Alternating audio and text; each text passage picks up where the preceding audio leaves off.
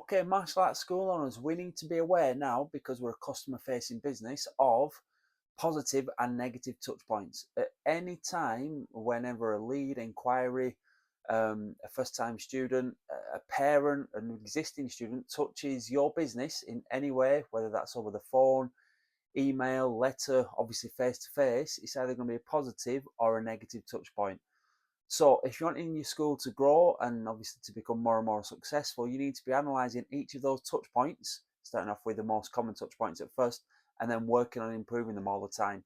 So again, if you've seen the video on guestology that I've put on this channel, very closely related to that, but you need to be constantly looking at where the touch points are with your business and how you can improve them all the time. So negative touch points would be, for me, things like not starting the lesson on time, even not finishing the lesson on time. If you're still renting out venues and you haven't got your own place yet, then you need to make sure that you're always there before your students and your families and so on. Now, again, I remember what it was like because I rented venues from 2004 to 2009/10. So I was all familiar with, getting there nice and early. And sometimes people would see that you'd get there early and start to obviously arrive earlier and earlier and earlier and see you as like a cheaper babysitting service. Now, obviously, you've got to be aware of that, but those are very few and far between. So negative touch points will be starting the lesson late, definitely. Finishing the lesson late, and again, also finishing the lesson too early. I'm not saying like 30 seconds early or a minute early. I'm talking like 4, 5, 6, 7 minutes early and so on, so that the parent feels like they're not getting value for money. Negative touch points, and a big one for me is that every single time they visit your school, they're having to part with money.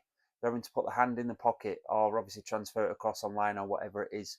We need to make sure that we're making, I don't want to go too much down this, but we need to make sure that we're making their visit to your school as obviously as positive as possible. But every time they need to put the hand in the pocket to pay you, that's always got a negative implication to it, definitely.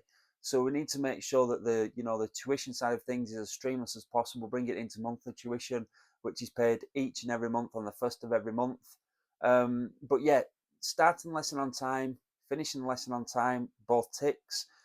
Um, Making sure that you're not actually collecting any money at the venue, unless it's sporadic things for like a black belt grading every so often and so on, or maybe a particular grading that might only happen once every 3 months. But you want to make that streamlined tuition process, the tuition process, as streamlined as possible.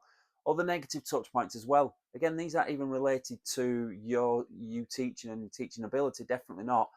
Are the toilets nice and clean? Are they well stocked up for obviously toilet paper and obviously women's things as well?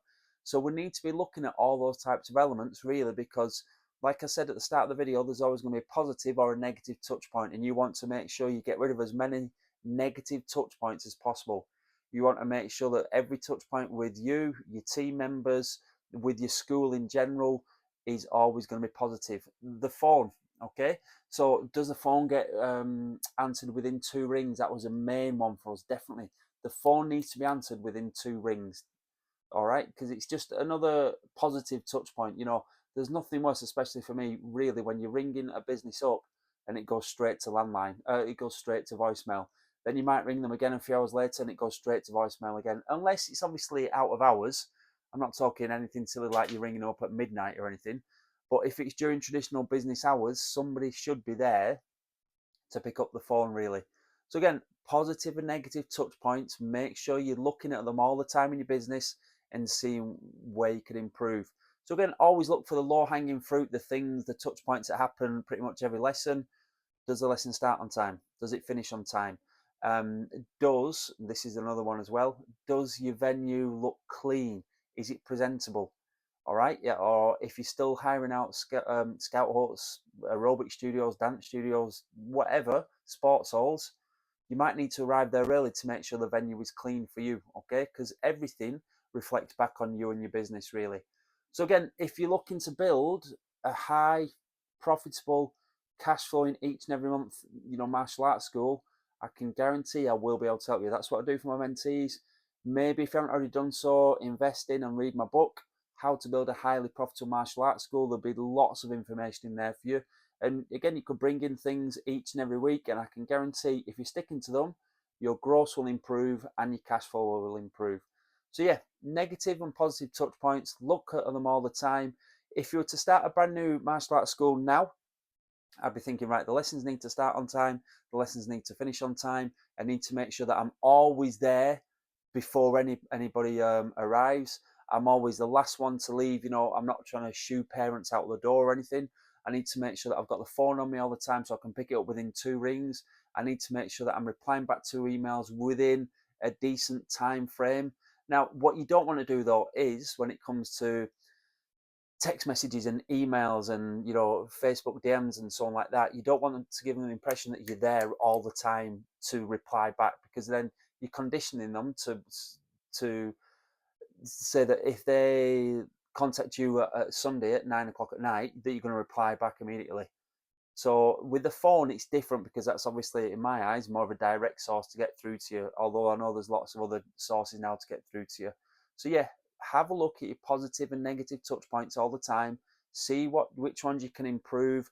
But it can be hard, and again, I mentioned this in my book, when you're going to the same venues week in and week out, or your school week in and week out, you can be conditioned to not see things, okay? So you might not be seeing how, the approach to your school is. You might not see all the sticky finger marks on your glass doors or anything like that. You might not see that, every other lesson the toilet roll runs out and somebody needs to go and get some or anything like that. So always be looking out if you're wanting to improve how you can obviously improve your positive touch points and get rid of as many negative touch points as possible. And again, a big one for us was making sure that we moved.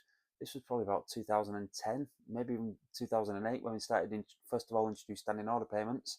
Take away you with a bill payer hat on. Okay, you with a money collector. You should be the martial arts instructor, the head instructor, the master instructor, whatever it is, and your job should be to improve the student standard and teach them and make sure they benefit from your amazing program that you've designed. Really, it shouldn't be the bill collector. So yeah, I hope you found some value in that video. Again, please subscribe to the channel, please give it a like. If you haven't invested in the book, please do so. I can guarantee it'll be well worth the £10-12, whatever it is. How to Build a Highly Profitable Martial Arts School by me, Dervish.